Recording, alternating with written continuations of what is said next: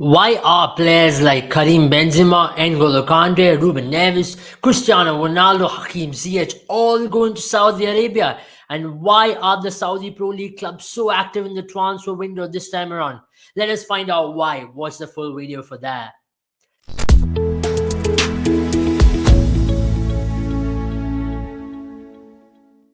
Hello and welcome to Mad About Sports for yet another video. And today, as I already suggested, we're going to be talking about the Saudi Pro League because they are in the news and they've been controlling the entirety of the transfer market.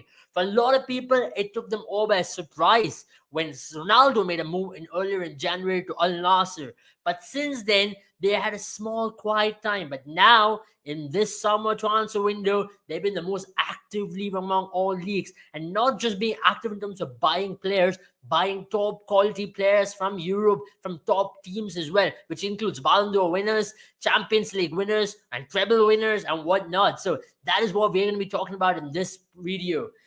Let's find out what is the major reason behind it. Now, as you all know, a lot of these teams have got so much of budget to spend it. So that is one main reason. The budget is in plenty with a lot of these Saudi Arabian clubs. That also comes with the ownership, which has been owned majorly by some of the biggest businessmen in the country in Saudi Arabia, and with, of course, the biggest projects in mind as well. But this time around, it's just not a couple of owners coming together thinking to buy players, but it's a cumulative initiative, one can say so. Now, what do I mean by cumulative initiative, isn't it? Now, let's find out the players they have bought to start out with before understanding how economically, how they are looking at this whole project of Saudi Pro League and what is their major vision as well.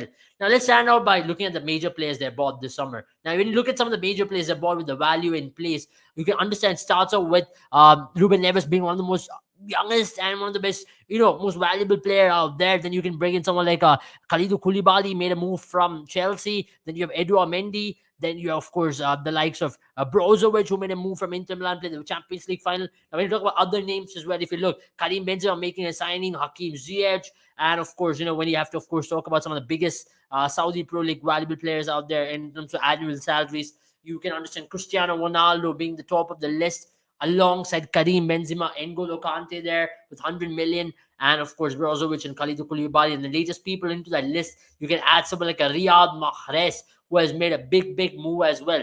Now, a lot of people, it took a lot of people by surprise when someone like a Riyad Mahrez made a move, isn't it? Because why would our treble winner who's been doing pretty well in Europe make a move? But there are larger views into this. Number one, starting off with the very fact that um, Riyad Mahrez, he's not got a lot of opportunity with the Manchester City team, and to add to that very fact that if you look at the entirety of this season with Riyad Mahrez as well, he's looking at a new challenge for himself, and that is where Saudi Pro League, is also maybe a lot more native for him, and to understand the very fact that this is going to be a massive opportunity for someone like a Real Madrid to go out there and make some good money before he ends his career. Because Real Madrid, remember, he's not the youngest of players out there, but at the same time, when you talk about someone like Jordan Henderson, now Jordan Henderson made a move, Liverpool captain making a move to Al Ittifaq, which is managed by the former Liverpool legend himself, and Steven Gerrard.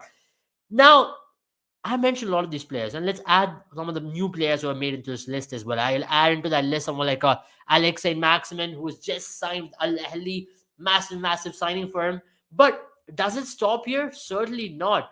Now, the Saudi Pro League team, Al Hilal, who already made an offer for Messi earlier before he joined Inter Miami, has made the offer for possibly one of the best football players out there, the Kylian Mbappe himself from Paris Saint Germain. With whatever has happened between Paris Saint Germain and Kylian Mbappe, it's definitely out there for everyone to see, and that is where the opportunity has been sought after by the Al Hilal team, where they have made the world record transfer move offer of 332 million for Kylian Mbappe.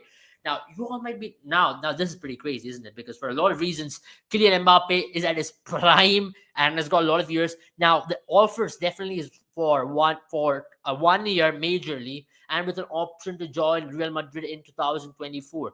Now, if Kylian Mbappe joins Saudi Pro League, that certainly means a lot more eyeballs will be on the Saudi Pro League. Now, the media rights, let's talk about sponsorship, let's talk about people visiting. Now, these are some of the factors which I just mentioned. Now, that is where I'm coming to the major factor over here. Now, what is a major factor? That is Project 2030. Now, what exactly is Project 2030? A lot of people might be wondering. Now, the vision or the Project 2030 is a whole project where they're looking to expand the economy beyond just the oil revenue. Now, if you talk about Saudi, the demographics, the major revenue definitely is generated from the oil companies in Saudi, and they're one of the biggest exporters of oil. But at this point, where the world is also changing, the political order is changing, you understand that Saudi is looking to expand by bringing in more tourism, more of expansion into the outside world, where they're trying to get a lot of people to come into Saudi primarily to experience the country and to generate a lot more revenue. So in order for generating the revenue, you need a marketability of a country. Now, they are competing with countries in the neighborhood like UAE, which has been marketing their country with a lot more tourism. Now, that is one factor where UAE has been ahead in the recent past. For Saudi Arabia to get beyond it, they had to bring in something very catchy. And football being the passion among the locals, passion among a lot of people across the world, one of the major factors is to bring in the best top players into their league and to make their league a marketable asset in itself. Now, to bring in Ronaldo in itself gotten a lot of fans into the country, let it be just for tourism, or to conduct a Super Copa every year in Saudi, where some of the best teams from Spain, including likes of Barcelona, Real Madrid, all lock horns. That was their starting foot. But now they understood it's just not about one-off game or couple of games. They have to make it a year-long thing where people can come and go. Now, the Project 2030 is just not about expanding the economy, but it's also about just looking at what is a possibility as well. 100 million tourists to visit Saudi Arabia. Now, that is one of the factors. And not just that, let's talk about one of the major factors here. Now, the biggest one is the World Cup of 2030.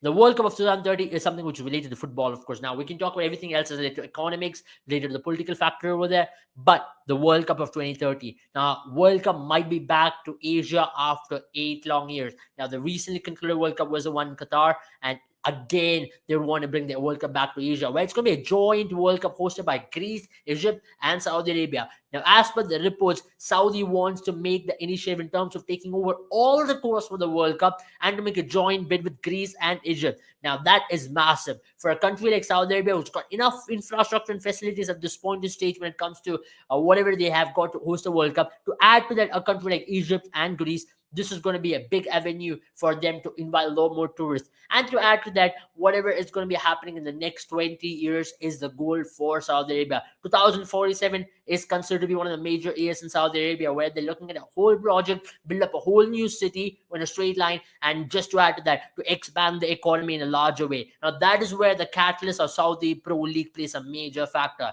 Now, a lot of people might be wondering, they're just trying to buy players for the sake because of the money. But the intentions are definitely a long-term project in terms of expanding the economy and getting the marketable value of the league up, and also to make sure all the best players from the world plays in this league, and also at the same time improve Saudi football. Now, you already saw the Saudi Arabian national team compete very well in the World Cup. Now, the biggest results in the history of the football team came when they defeated Argentina, who went on to become the eventual champions of the World Cup in their opening fixture. That in itself sent a lot of shockwaves across the sporting world in terms of what Saudi Arabia can bring up to. Now, with having these quality players, quality managers from across the world into one league, and not just that, making sure they all come together to help the local players also develop, that's going to certainly bolster the league and at the same time the national team in the longer run. Now, that is a major project for Saudi Arabia. They want to compete in the 2026 World Cup, and also not just compete and to go to the knockouts as well. In 2022, they definitely had an opportunity to go to knockouts, but they couldn't really do that after getting that major result in the first game.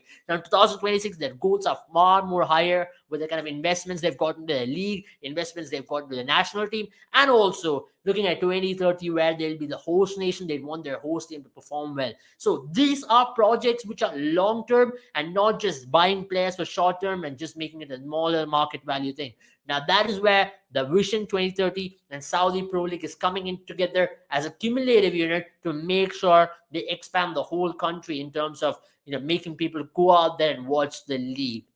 Now, that's about it from us in this video. If you really did like this video, do not forget to share and subscribe to our channel, and also give it a follow on our Instagram page, where we'll be giving you the latest updates on all sporting actions across the world.